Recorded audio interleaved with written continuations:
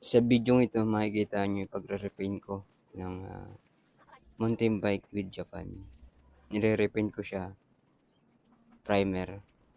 Pagkatapos ng primer, ipa-final coating ko bukas. So kung makikita niyo sa video, ito yung ginagawa ko. Na-primer ko muna para magandang kalabasan sa susunod ng mga video.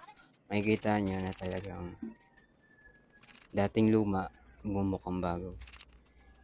Kaya abang-abang lang tayo sa susunod na video.